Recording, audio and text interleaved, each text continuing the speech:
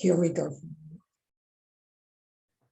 I am Jerry Gordon, the senior editor at the New English Review, and we're here with another discussion with our very dear friend in Paris, American expat, Nidra, great writer, investigator, author of note. And before we delve into things going on in La Belle France, there is the interesting incident that occurred this past weekend here in the United States, which has international implications. And that was a terrorist hostage event at a synagogue in, of all places, Fort Worth, Texas. The conclusion of which was the rescue of some remaining hostages, including the rabbi and others. And all of this, by the way, being live streamed on Facebook when it occurred. It turns out that the suspect was a 44-year-old British subject by the name of Malik Faisal Akram, who came thousands of miles and chose this synagogue in Fort Worth because less than 25 miles away is a noted Pakistani terrorist, graduate of Brandeis University with a PhD in neuroscience by the name of Afia Siddiqui. And what was curious about this event was that the local Muslim advocacy group, the chapter of the Council of American Islamic Relations, basically said it had nothing to do with them. And moreover, they had been proponents of getting this convicted terrorist who's been sentenced to life in perpetuity in a women's federal prison located 25 miles north of this event. So with that as background, Nidra, isn't there some more recent revelations about what went on with Mr. Akram? Well, I would have said it, but it came out in the Times of Israel a few minutes ago that his family made a statement, of course, saying that they terribly regret what happened and that they never condone any attack on anyone, Christian, Jewish, or Muslim. And his brother said that the attacker had mental health problems. I was sure that that would come up. And I want to say that there can be all kinds of truth in these things. He could have mental health problems and also be a jihadi capable of coming. We don't know yet when he came, how he came. I haven't seen any information about that. And the family could really not condone what he did. It's always possible. We're dealing with something that's coming from like a background, like the earth that we're standing on. That's what it is. It's coming there. Like one dandelion could pop up here, another dandelion pop up there, and nobody can tell ahead of time where it's going to pop up. And certainly, we can't get to the root of the dandelion. We have to get to the root of jihad. We know that Siddiqui was very successful, right? We know she was a graduate of Brandeis. She was very successful. So this whole argument, the sociological argument that Muslims in democratic countries commit attacks, commit crimes because they're not accepted and can't succeed. Of course, these kind of cases wipe out that, and we have many other examples. Siddiqui was so anti-Semitic that she wanted DNA tests for the jurors in the trial to make sure none of them were Jewish. We know from our friend Charles Jacobs has written about how radical she was in Boston when she was a student. And that when Charles Jacobs and his allies tried to warn people about this Islamization, They were sleazed. They were told that, right, they're Islamophobes, they're anti-Muslim, they're racist, fascists, and so on. And now it comes from Boston, it came to Texas, and it can be anywhere. As far as the reaction in France, the story is covered, but as you read, you can see that almost everything is coming from the press agencies, and there's very little new information coming out now. However, when I want to know about an event like this, I go to the Times of Israel, and that's where I find the most and the latest. But it was covered in the media here. What's interesting to me is that not many weeks ago, the U.S. House of Representatives passed a bill appointing an Islamophobe monitor, you may recall. Yes, I do recall. You can just imagine how that gets manipulated in the context of an event like this. Yes. The other, I covered in my weekly press review of the English language press for Tribune Juive, I covered an article by Stephen Emerson of the right.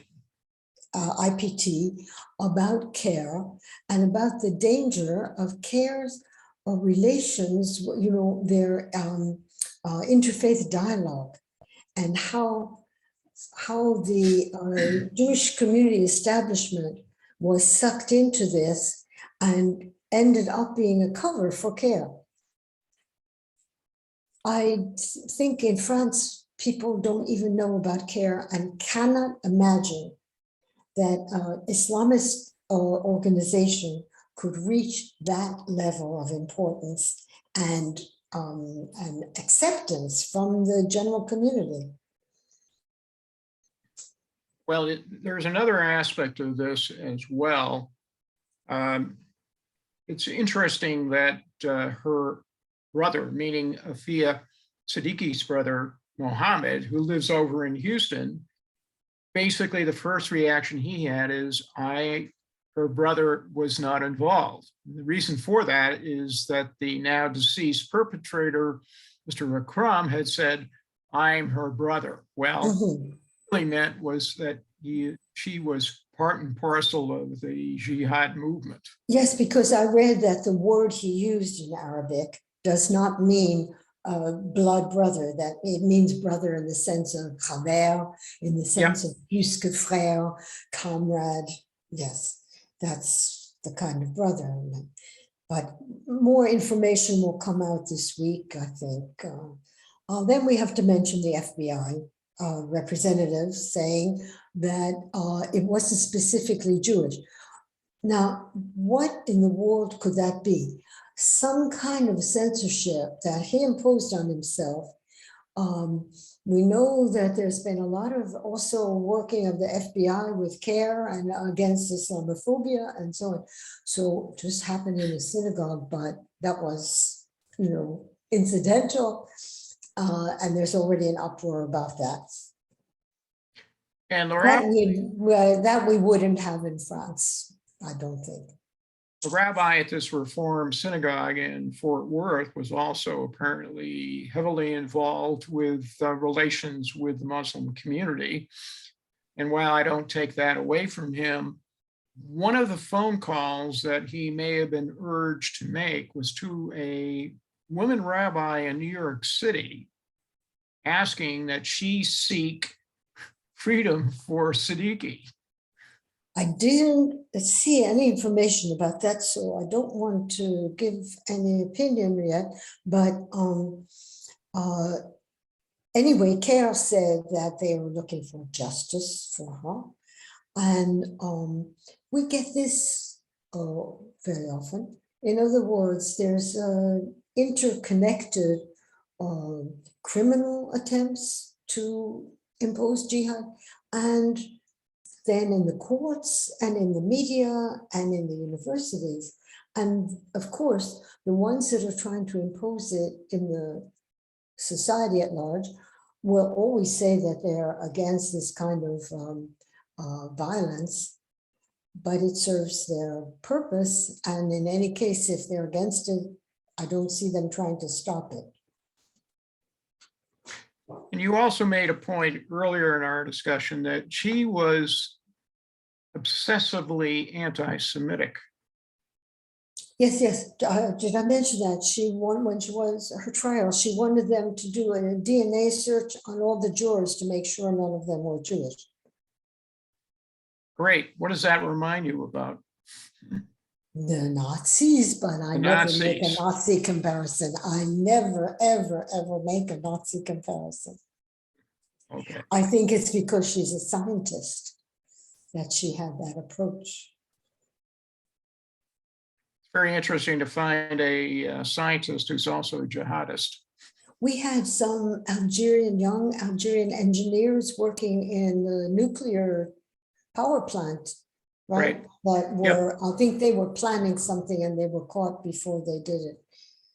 But another thing, Jerry, that I think we should point out, very often there's a public conception that the jihadists are like that, mentally disturbed, on the borders of society, criminals that don't understand, never read the Quran. But the masterminds are educated. The masterminds have big plans and they know how our societies work. And they can have as many foot soldiers as they want. But could never ever run out of, they could never run out of their supply of foot soldiers. Well, her first husband divorced her because she was becoming increasingly extremist. But who she marry but the cousin of Khalid Sheikh Mohammed. Oh, yeah. As if to confirm her conversion to full jihadism, so to speak. Yeah. So this is really an overpowering saga in many ways. If I may, I'd like to turn to some aspects of that in France again. There was another brutal attack on an older French Jewish woman. And we've had reports here in the US press of criticism of the parliamentary investigation into the police handling of the Sarah Halimi murder. Can you bring us up to date on that? Absolutely. What happened is that after these investigations that were very thorough and are all on video and show the dysfunction on the level of the police and the judges and the way that this case was mishandled came out clearly in those hearings, which anyone can watch on video. It's not like in the past where things disappeared.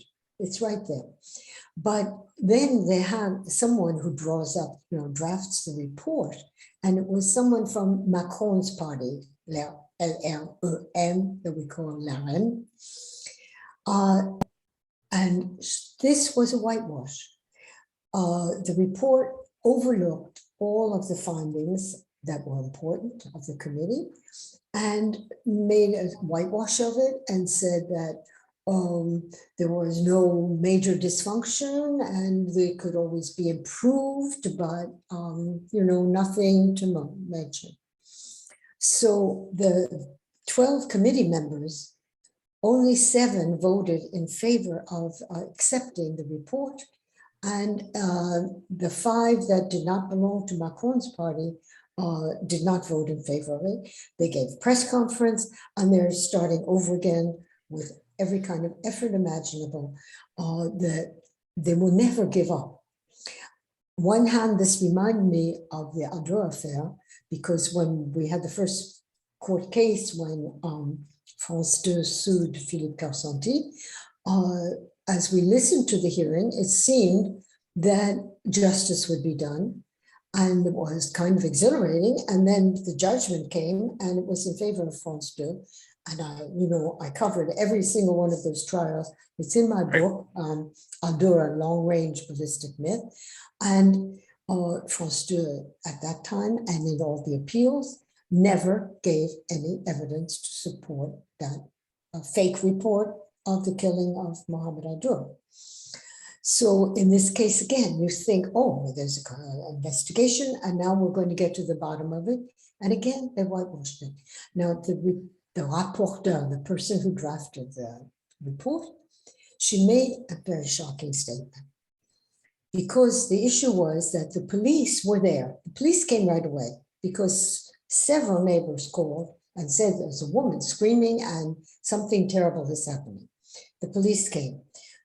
The family of the home, Diara, is the family through which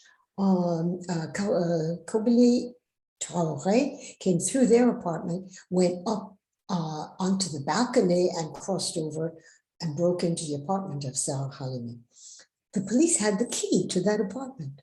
They too could go across the balcony. They could have saved her. And I saw the testimony of the first policeman that was there. And he was stumbling and bumbling and mumbling and saying, oh, maybe I had the key, but I seem not to have thought, I didn't seem to realize. Maybe I did, maybe I didn't. And he said that he didn't hear any screams. So people have come out publicly, people who matter, and saying, well, then the police are lying if they say they didn't hear screams. And here's what the member of parliament who drafted the report, here's what she said. Given the husky stature of Kobili Traoré and the photos of the corpse of Sarah Halimi, she couldn't have been screaming for very long. I think that tells everything about this report. Speaking about terrorism in France, we noted that the interior minister ordered the closing of the Khan Mosque, whose leader was somehow involved with the terrorist murder of Samuel Paty by a teenage Chechen refugee, as I recall.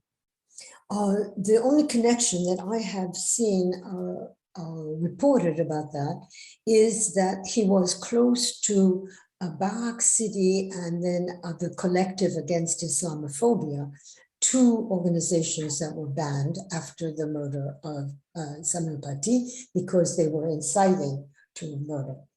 But now the imam of that mosque is saying that the imam that was involved in these things is no longer there. So, we'll go through the courts. These things take so long. Maybe by the time, maybe when they started the procedure, the other imam was there. Maybe he sneaked out and the other one came in to try to avoid it closing. There are many, many, many mosques that have to be closed. So I'd like to segue to Mr. Zemmour and what has transpired with him. We are not very many weeks away from a deadline in late February for submission of credible endorsements, if you want to call them that, that are required to enter into these races.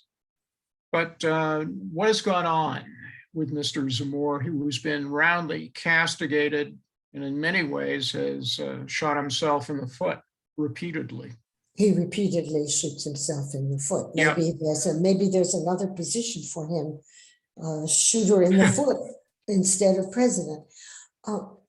Let's start with that. The last thing he did the other day, he was in a school telling about his wonderful project for the schools, and he was asked what he thought about handicapped children being integrated into the normal schools. And he said, oh, no, they should be in special institutions. I hate this obsession with inclusion. It's no use to them because they just, fall behind the other students.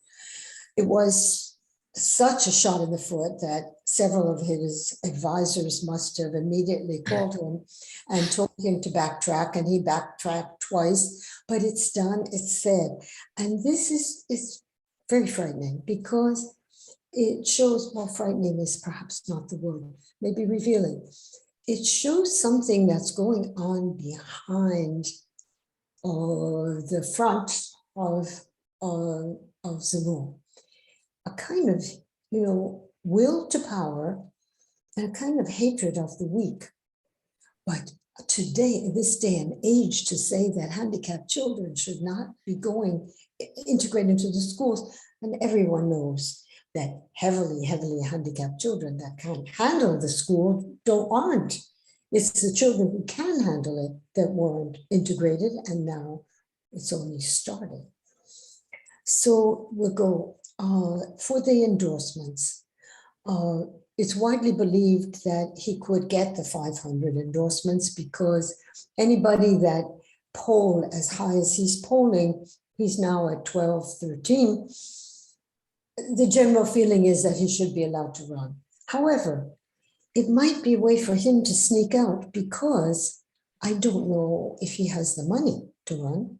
And I don't think his campaign is going anywhere. I think it's completely blocked. Now, there was a TV program on Bay FM TV, which is an all news station. 5 journalists asking questions about his life and his work and his project and his program. And it was totally fair. Nothing, they weren't hostile. They didn't try to stick him with cliches and with stupid questions that everybody brings up, like Vichy, Pétain. So he was able to say whatever he wanted to say and on any subject. And here's what I observed and confirmed what I've been saying. When he's intellectually dishonest, when he doesn't know, he fakes, which was obvious when he talked about his economic program with an economist. He couldn't defend it, and he didn't feel like he actually knew how it would work. When the facts don't suit him, he's very happy to twist them, and it makes him look weak and wobbly. He gave his program for the schools. And again, it's this kind of, as if you could go back to the past.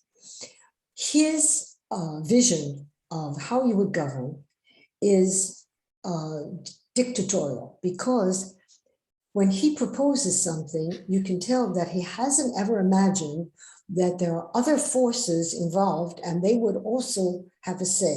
When you try to reform the schools, I think the same in the United States as here, immediately all the teachers are up in arms and opposed to whatever you suggest, and then you have to negotiate with them. Whereas he wants to bring back the school as it was in the old days, in the 60s. Of course, people are horrified by the drop in the level of the students in French schools. Really, it's dramatic. As kids get out of school, they even pass the baccalaureate and they can't even read and write. It's mysterious how they manage to pass. But he wants a school where it would be all, everything would be orderly and the children would wear smocks so you wouldn't see any individual styles and levels of income and so on. And then on other questions, he says, well, this would be a very important question, so I would want a referendum. But that's, I guess you would say, that's populist, because if you don't work with the legislature, you're not in a balance of power. And he has no chance whatsoever of getting a majority in the legislature. The elections are 2 months after the presidential election. If you don't have the legislature, you can't pass legislation. And if you have a referendum, again, he assumes that the result will be what he wants, right? I speak for the people, so if I ask them, do you want this, whatever I want, they'll say yes. He's very dismissive of political parties, and of course of the political party that's way ahead of him in governing at all levels, the Républicain, the Conservative Party, and he's very dismissive of them. He says, oh yes, there are people that care more about their party than about the country. But what does it mean to govern without a party? It means, again, it's a dictatorial kind of government. And our system is not set up for that. And a political party does exactly what his advisors are very, in an amateur way, trying to do. A political party pushes the candidate forward and at the same time moderates the candidate. And democracy is based on this constant moderation of all kinds of opinions, all kinds of mentalities, and trying to peacefully resolve differences. So he says he's the only one that can unite the right, which is illogical, because if you're going to unite several parties, it's the strongest one that's going to be leading, right? If, right, the mayor of Paris, Anne Hidalgo, she would like to unite the left, and she's polling at 3%, 4%. Nobody wants to line up behind her. And so it's a very weak argument for Zemmour. I think that the French voters, in the last minute, when they get into the voting booth, they vote, they call it the vote utile. They vote for what really can be practical, and they don't want to throw away their vote. So they might want to have a vote for Le Pen or Zemmour, but they know that Le Pen can't win and Zemmour can't get to the second round. So if they don't want Macron, they have to vote for Pécresse. And that's her chance to get to the second round. There'll be constant now, television programs and interviews and meetings and coverage on TV. And little by little, we can see more of them.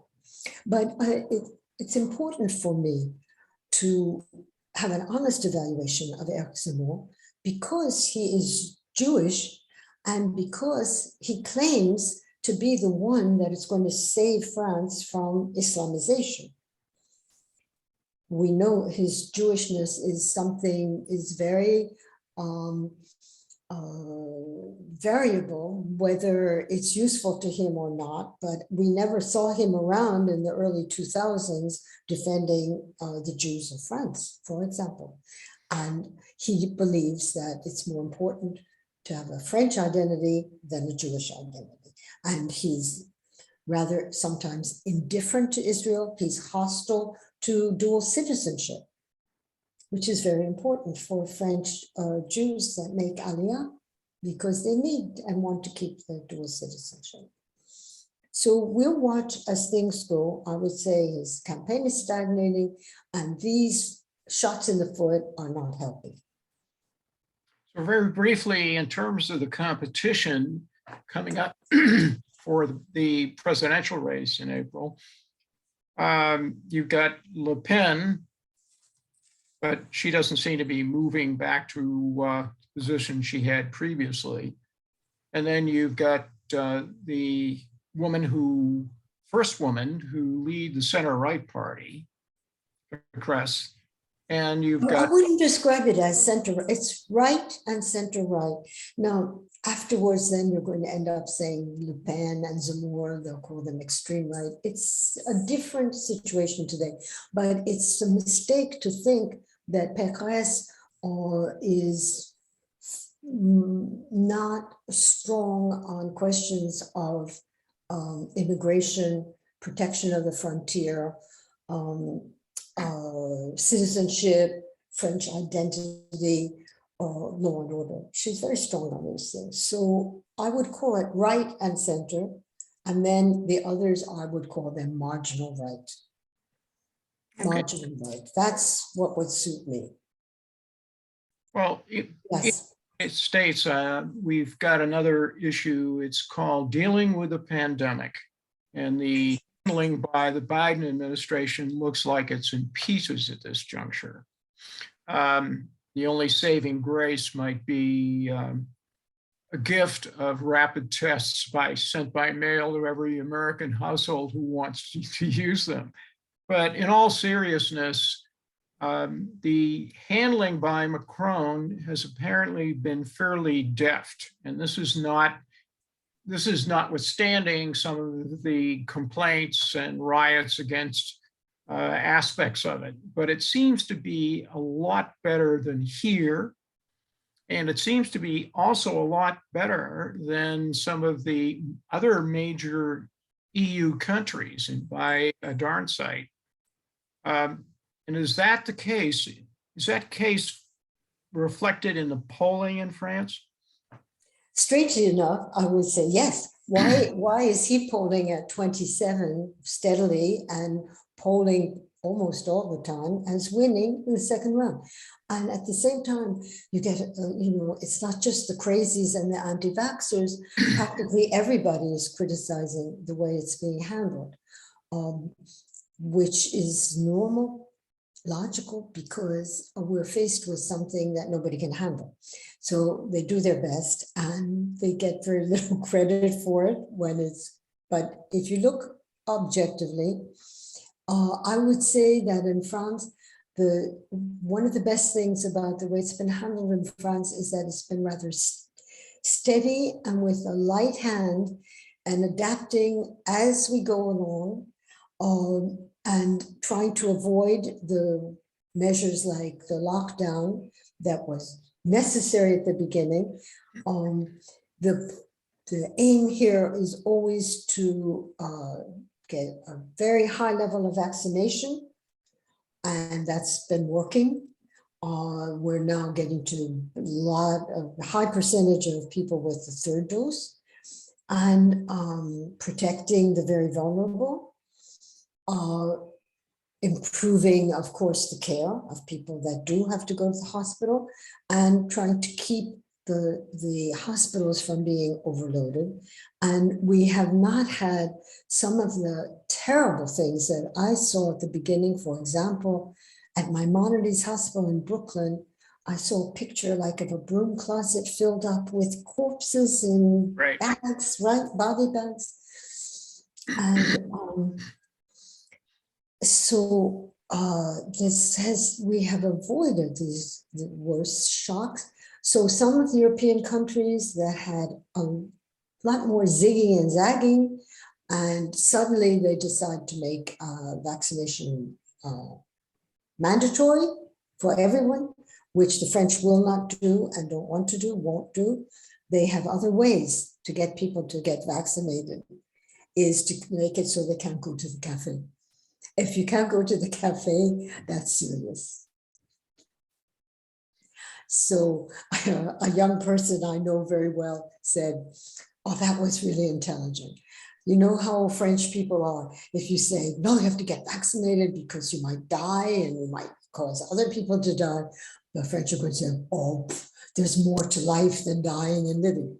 But if you say you can't go to the restaurant and the cafe, they run right away and get vaccinated, and that's what happened.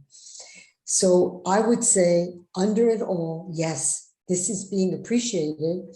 The people that complain are loud, but it's not the majority. And the other candidates don't quite know what to do about that, because it's an argument that they can't step in and say, he messed up on that, I'll do better. I want to turn to something that we handled last time, which was an underreported story about the problems of the French-led effort, counterterrorism effort against the jihadists in the Sahel. And in particular, there's a flashpoint with Mali.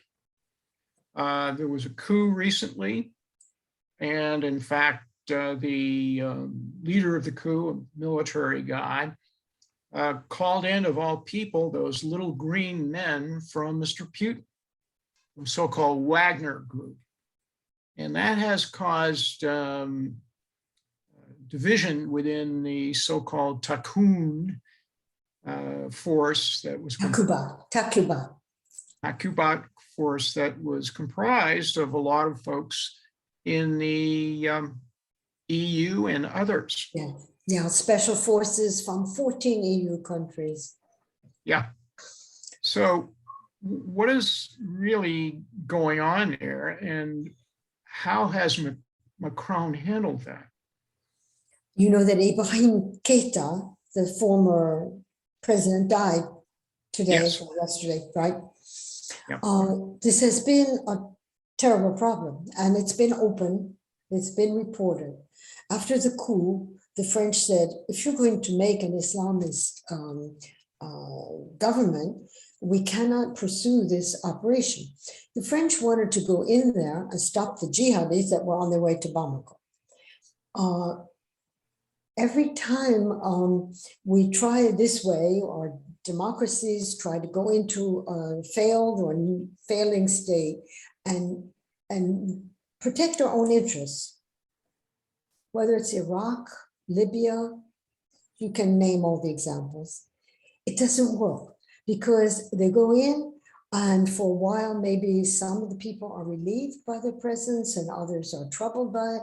And then there's a bit of progress, and then, but all the other forces in these societies are stirred up. And the next thing you know, they turn against the French, and that's what's happening today.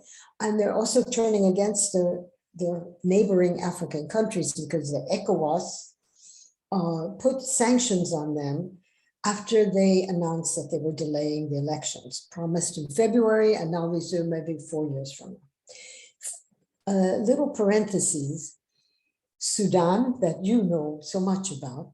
Yep.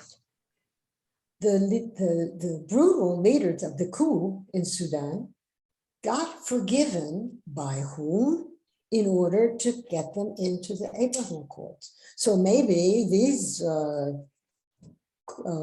putschists thought that they could get away with it also, but the president would ordinarily have gone to spend Christmas with the troops. And he didn't go to Mali, supposedly because of COVID, but it's reported openly that the problem is he wanted to go with a representative of ECOWAS and a representative of the Sahel 8. And the leader of the junta said no, and so he refused to go. So there were demonstrations the other day against France and against ECOWAS, and now Mali is complaining, government wants to complain to the UN against the ECOWAS sanctions. Another quagmire, I guess. And what's the solution? Because if the democracies were ready to fight bravely and massively and intelligently and in union, united against the jihad, maybe we could, have some progress. But this pinpoint things, it's just pinpoint failures, and the forces of jihad are running rampant wherever the states are falling apart. And on the one hand, we said there's no limit to the candidates to come and take hostages in a synagogue or in a supermarket or behead a teacher. And there's a number of failed countries seems to be rising at the moment. I think in part that's because of the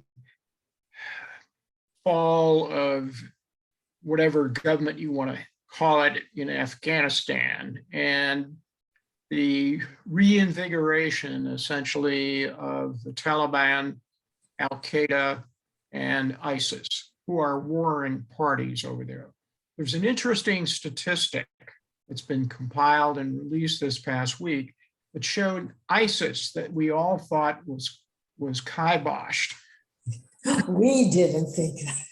Perpetrated like 27,000 attacks during the last year. And a lot of those occurred, as you well know, in the Sahel region. Yes. It's like in Burkina Faso, where I was in Burkina Faso in the 80s, 70s, late 70s, it was so peaceful. But look, the withdrawal from Afghanistan is one of a series. It's a combination of something. And after all, what happened? It started after the operation in Iraq, right? Oh, Yes. invasion in Iraq, never should have done it. The French are still proud that they refused to go along with it in 2003. So there's two things we might point out. In 2000, Al-Dura, the accusation of child murder against Israel, led to this wave of genocidal anti-Semitism and criticism of Israel, a constant criticism of Israel that went on until the jihadis started attacking, for example, in France, when they started attacking the general population, the police, the firemen, the hospital, the doctors, and so on. But so then they became aware that there was a problem, a general problem. At the same time, the intervening in a country was considered to be the bad thing to do. And that process went gradually right after Bush with Obama. And the attempt with Obama was always, we're going to settle things peacefully and with diplomacy. And then with President Trump, he wanted to pull out of everywhere. He didn't want to have military anywhere. He abandoned the Kurds in Syria. He wanted to pull out of NATO.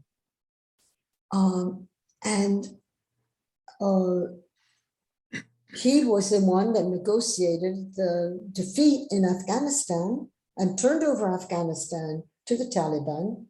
That agreement is one of the most incredible documents I've ever read. You know, the agreement whereby they turned over the power to the Taliban. All done in, where was it? Qatar?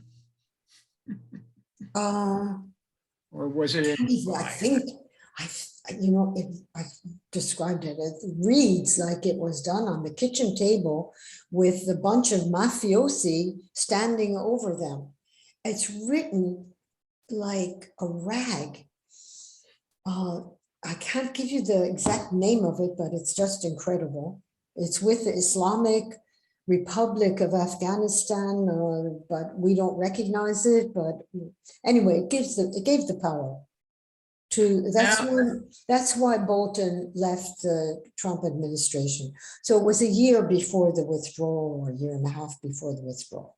Okay, so this is this long process of criticizing those who try to defend their country and promising not to defend ourselves, and pulling out of here and there, and then leaving the room for all of these forces to come in.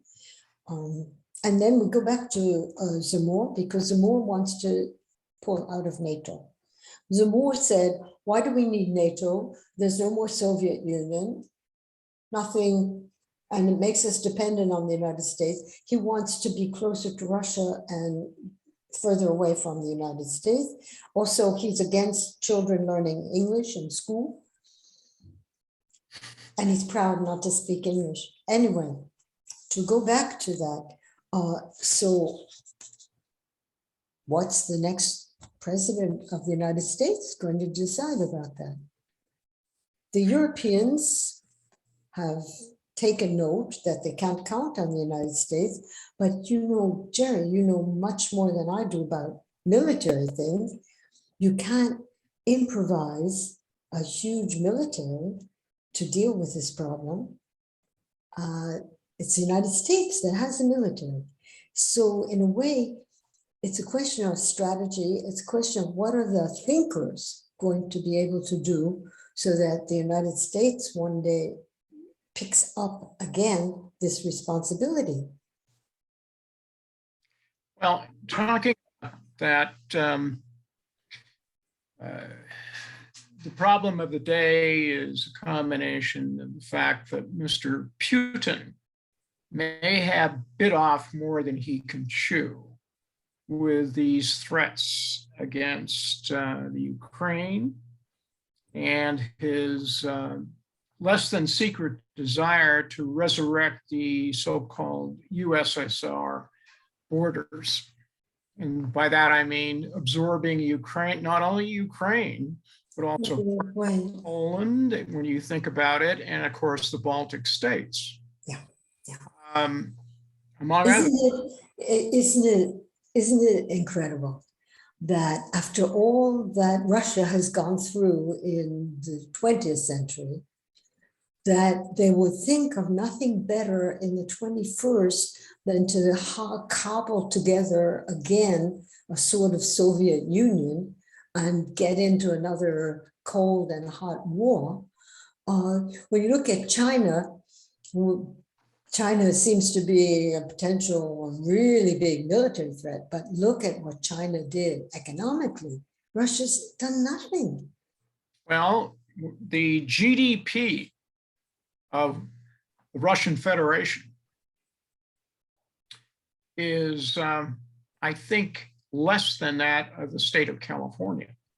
And that's Right. the millionaires, the billionaires probably account for 98% of it. It's just incredible that they would Right. do that with themselves. So, while there have been these 2+2 meetings and meetings between the US and Russia at the deputies level last week, and also apparently meetings with the NATO staff that have failed. Question is, what next with Mr. Putin? And with that regard, what is Macron's position regarding the dispute?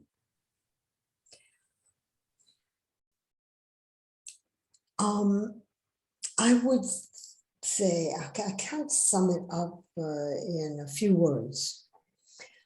There's a kind of intelligence here, it's a European kind of intelligence of understanding balance of power. And the French try to stay in a situation where they can, as they say, talk to everyone.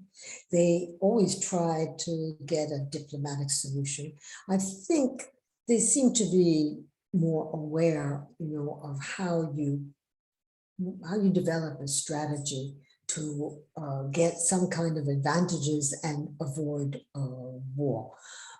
They certainly do not have any intention of letting Ukraine fall into Russian hands.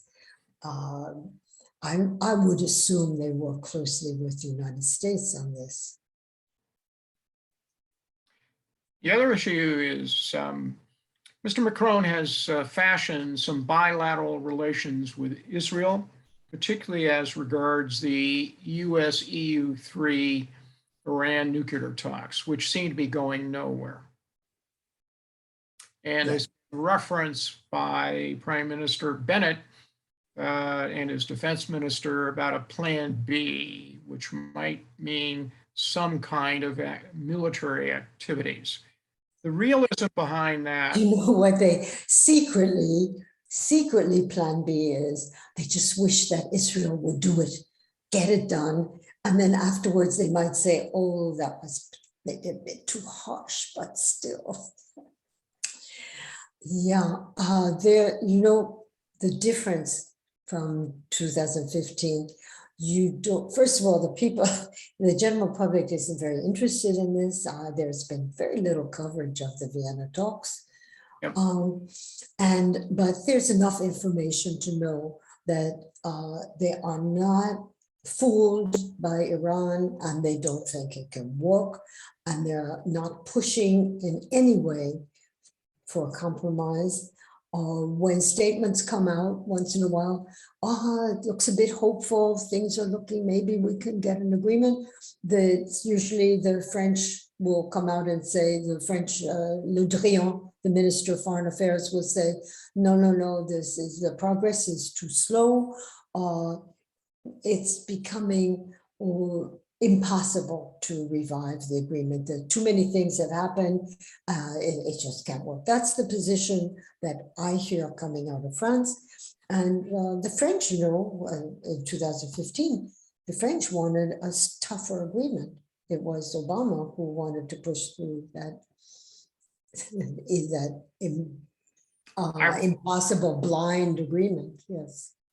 I'm reminded, The plan B, of course, when we talk about what democracies not wanting to get involved in any kind of military action, the plan B, well, look what's been going on. Israel has been striking in Syria, wherever they felt the Iranians coming too close, and wherever they need to. And you haven't heard any outcry. You haven't heard this huge pressure for them to stop doing it. I think there's a kind of consensus. what's That interesting, like they're the ones can do it, so let them do it.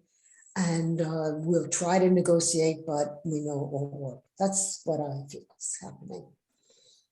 well, Israel has aggressively carried out what they call in Israel the war between the wars, which means attacking Iran at every opportunity in places like Lebanon and Syria and even in Iraq. Yeah.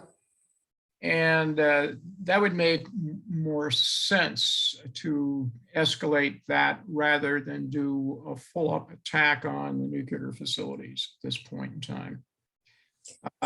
They will do what they have to do to destabilize Iran's, quote, expressed desire. But the reality is we don't know whether Iran has really reached the point of nuclear breakout. There have been suggestions that that could happen within months or years in that direction. One thing I can tell you that is concerning was during the talks, Iran launched a solid fuel rocket. Why is that significant? Because when they have typically launched satellites, they've been liquid fueled. Solid fuel rockets give them a range of mobility and non-detectability before they could do something. And that is a threat. I've written about this for years.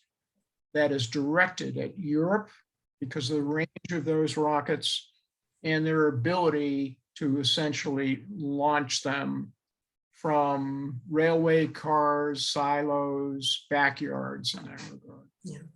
That is concerning. I can only agree with you. And I do agree with, I think it's hard. It's not going to be like Iraq. It's not going to be a strike. There's one nuclear plant and you hit it and that's the end. Yeah. But the only advantage is that Europe is targeted, Asia is targeted, or the United States is targeted, so there's a room for concerted action. But that we'll see what happens right after the talks fail. They're supposed to end at the end of the month. They might drag into February a bit, but we shall see.